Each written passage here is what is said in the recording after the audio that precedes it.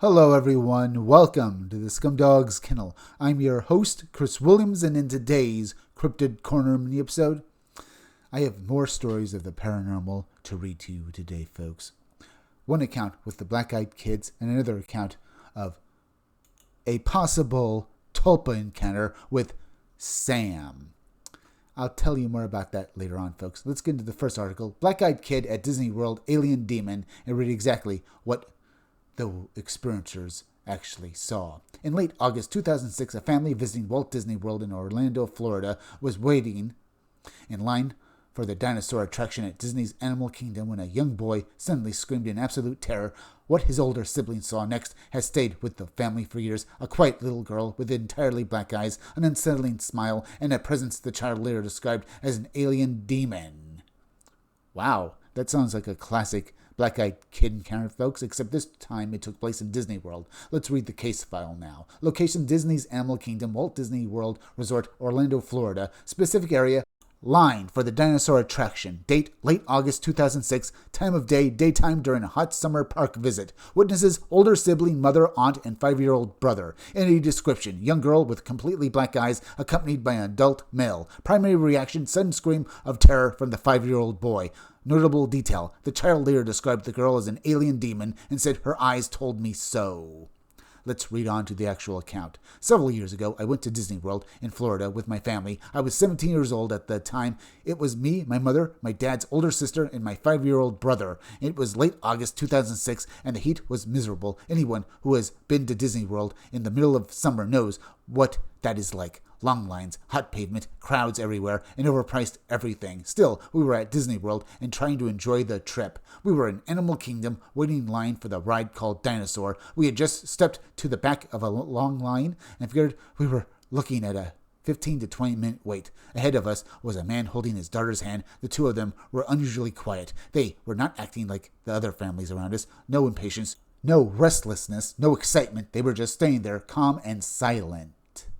All around us, people were talking, laughing, and reacting to the rides. We could hear screams of excitement coming from nearby attractions. The whole place had that loud, overstimulating Disney energy. I was standing there, half distracted, hot, tired, and almost in a daze. Then, without warning, my little brother let out a blood-curdling scream. I'd heard him scream before. I'd heard him throw tantrums. I'd heard him scream after getting hurt. This was different. This was not anger or pain. This was absolute terror and fear. I snapped out of it and looked down at him. He was staring straight ahead at the little girl holding the man's hand. Then I saw what had frightened him.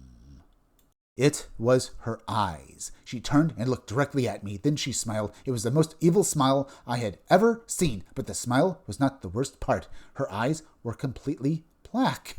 Not just dark irises, not large pupils. The entire visible part of her eyes was black, polished, and obsidian. There were no whites, no normal eye structure, just deep black eyes staring out of a child's face. Her dark eyes narrowed slightly. Then she turned back around and faced forward again. By then, my mother and aunt were trying to comfort my little brother. Everyone nearby was staring at us because of the scream, but my brother's face stayed locked in terror. He did not immediately cry. He just stood there, frozen, staring ahead. Now, everyone, remember, this is a 5-year-old child.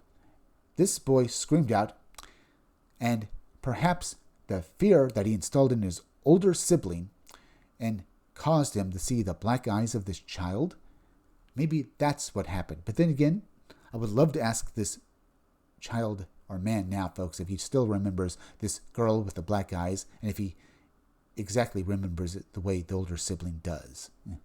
I'm just saying, folks, maybe somehow the fear installed some sort of fear reaction in the older sibling, and he saw black eyes, and maybe over the years, both of them talked with each other over it, and they installed this and made up this fable of a black-eyed little girl. I'm just saying, folks.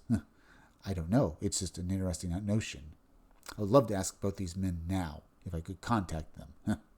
Either way, let's continue with their story now. Then the tears came. My mother decided we were leaving the park and going back to the hotel room immediately. We stepped out of line and started to leave. Before we got too far away, I looked back for the man and the little girl. They were gone. I'm not surprised. Not walking away, not moving through the line, not standing nearby, gone. Now, here is another point I would love to discuss, folks, especially with the people there on the day, not just the witnesses, but other people in line, if they noticed this man and his daughter were just suddenly gone. The people in front of them, as well as other people who were maybe behind, well, the group with the crying 5-year-old child, if they noticed suddenly that there was now, well, 2 people just missing. I would imagine that basically the witnesses here, they noticed this young girl and her father in line ahead of them. They noticed it as soon as they entered the line. But did anyone else notice it? I would love to know. I just want to stress that point, folks. It seems like more people should have noticed something. But then again, it was over 20 years ago at this point, or 20 years, so I doubt that anyone really does. But let's now continue with their story. I searched the surrounding crowd as best I could, but I could not find them anywhere. After the initial shock wore off, the questions started.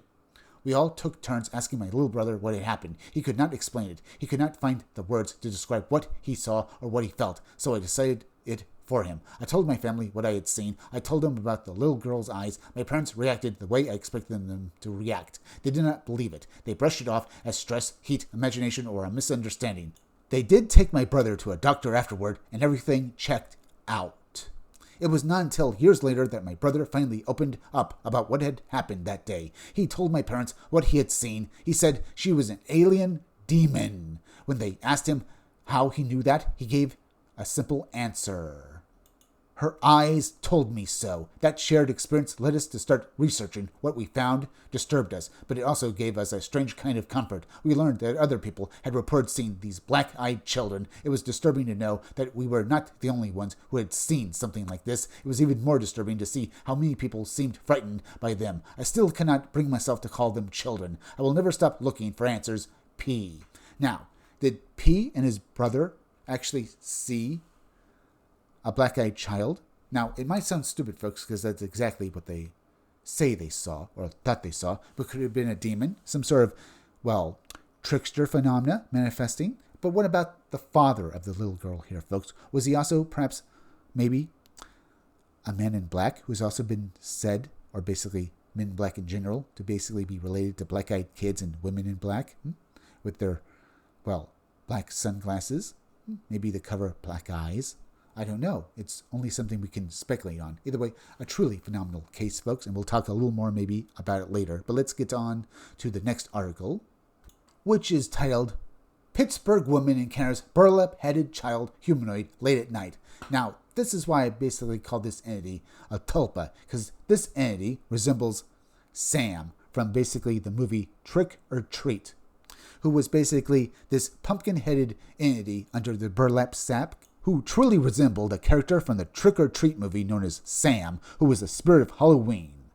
Either way, we'll discuss why I think that after we read through the article. Let's continue. In the summer of 2022, a Pittsburgh, Pennsylvania woman was walking home from work around 1:30 a.m. when something small, silent, and oddly playful ran out from between 2 houses. At first glance, it resembled a young child, but the covered head and possible movement and the witness's immediate internal warning suggested something far stranger. Indeed, I would imagine that she did feel that way. But let's read the witness report now. Hello, Lon. My wife and I live in a mid-sized city neighborhood in Pittsburgh, Pennsylvania, just off of a busy main road. The area is fairly populated with mostly older residents and college students. Rent is cheap here, mostly because it's not the nicest neighborhood. This happened around June or July of 2022. My wife works only about a 5-minute walk away from our apartment. On the night this occurred, she was getting home very late, around 1:30 a.m. When she came through the door, she looked scared to death. At first, she did not immediately tell me what had happened. She talked about work and unrelated things for a while, almost as if she was trying to avoid saying out loud. Eventually, she told me what she had seen. She said a small humanoid figure came running out from between our houses and the neighbor's house. It was dressed like a very young child, maybe around 4 years old, and had the proportions of a small boy. It appeared to be wearing a striped shirt and pants. The strangest part was its head. She said the figure had what looked like a potato sack or burlap sack covering its entire head. She thought there may have been markings down on the sack, possibly 2 little X's where the eyes would have been, but not a complete face. The small figure stopped briefly and seemed to look in her direction. Then it ran off again, disappearing between the houses.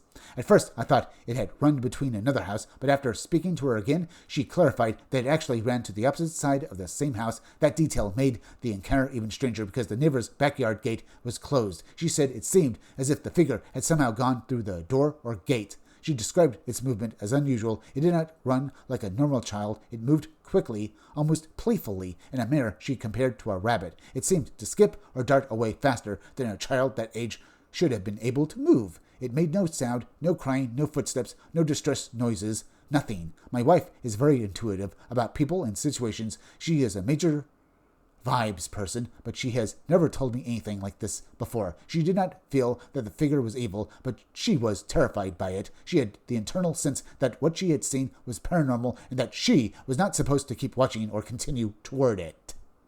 That reaction stuck with me. There are no small children living on our street. This is also not the kind of neighborhood where a 4-year-old child would be outside alone at 1:30 in the morning. We are used to gunshots, screaming, and angry homeless men after living here for several years, but this was different.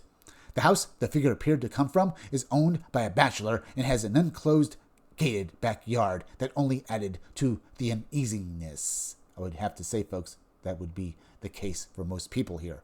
What was going on? I can only just speculate what this entity was. Was it perhaps a tulpa, a ghost? Because it passed literally through solid matter, apparently. And I can only just hazard if that's true or not. Let's finish off this article and then discuss both stories we've read today, folks. I have never seen or felt anything like it myself. It has never happened again. But whenever I bring up the child, my wife gets visibly uncomfortable and does not want to talk about it. She does not remember seeing any skin color, likely because of the shock and because the sack covered the head completely. The figure never spoke, but did not make any sound that she can remember. It simply ran. I still don't know what to make of it. The idea of a small, silent, childlike humanoid with a burlap sack over its head moving between Pittsburgh homes in the middle of the night is deeply unsettling. If anyone has theories, I would like to hear them. S.I. All right? What the hell did S.I.'s spouse see? Was it perhaps Sam from Trick or Treat? Maybe crossed over with basically with the Addams family, I guess? Huh? You know, there's the young son of the Addams family. I think he wears basically a shirt similar to that. I think maybe a white shirt. But, well, the fact that this entity was wearing basically a striped shirt is unlike basically the character of Sam from basically the Trick or Treat movie, folks. Because in that movie, Sam wore basically a kind of pajamas, a kind of a kind of full body underwear suit that you see from old movies, folks.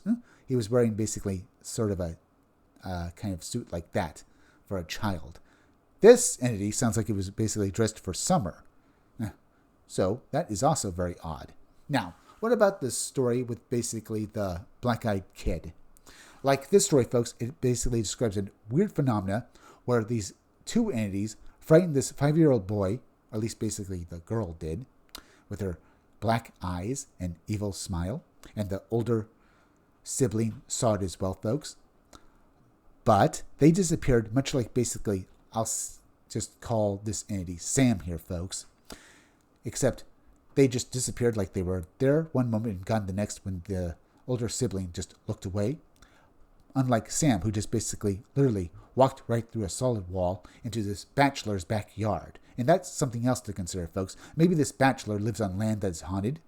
Maybe this was the ghost of basically some trick-or-treater that used to basically, or it does haunt this area where he lived. But I can't be for sure, folks. All I can say is that it's a very bizarre account. Both of them are, in fact. Now, what stands out about the black-eyed kid account is that this took place in, full daylight at Disney World. Most accounts with basically black-eyed children happen basically in places where basically, it's dark or night, and usually at people's homes, not like this. And with the Sam account, it just seems so bizarre, with an entity that resembles a character from a movie. Both accounts are truly out there, folks.